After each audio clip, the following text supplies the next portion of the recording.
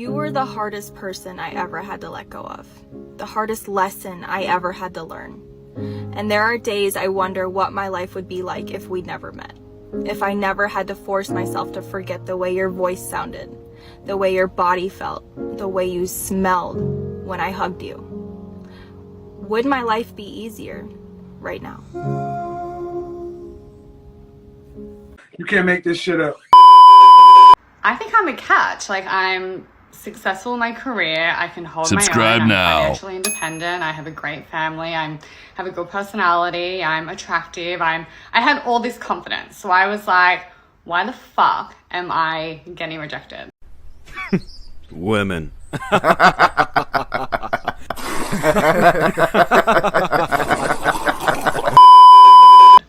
And what I realized through therapy and some of the people that I had spoken to was that I was just too much in my masculine energy.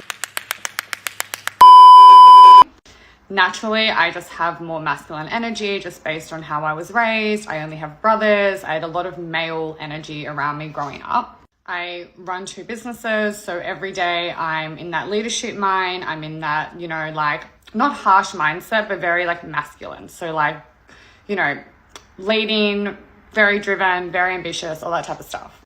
And what was happening was I was bringing that masculine energy into my dating world and into, I guess, relationships, and it was coming off to men.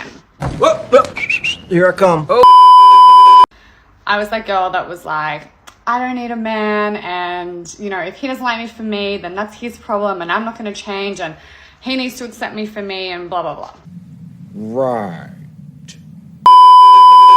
And there was something that my ex had said to me when we were breaking up that really, really stuck with me. And it was, you're too independent.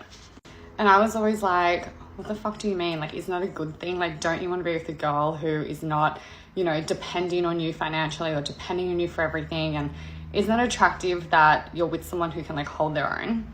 But what I realized is that men want to be with a woman who they feel they're needed by. So that doesn't necessarily mean financially or anything like that, but like, they want to be with someone where they're the leader in the relationship, they're making the decisions, they're caring for someone because that's just naturally in them. So for me, I had to rewire my brain of thinking that just because I was letting a man care for me, and that I was going to be more feminine, that wasn't weak or that I wasn't still independent. Whose stupid idea was it to start putting things out about we don't need men? Listen, let me get up close and personal with people right now. We need men to exist as women. Let me break it down. A man is the only one who can activate the woman's true femininity. And any woman that tells me otherwise, I'm just sorry, I'm not here to listen to anyone's lies. I'm a very straightforward, honest person, and I take accountability to being a woman. And a part of us being a woman is accepting that the man is the one and the only one that can activate this chemical in our brain that kicks off when he's around, which is to be completely feminine, vulnerable, beautiful, and obedient and submissive. Only the man. What you'll find is when you cannot accept this, it's because you're being like a man. The man is the only one that can make you feel like a woman. So don't sit there and lie, please, anyone. I don't want to offend anyone, but unfortunately, the truth hurts. Okay? The man is the only one that can activate the true femininity in a woman. Okay? Damn, son, where'd you find this?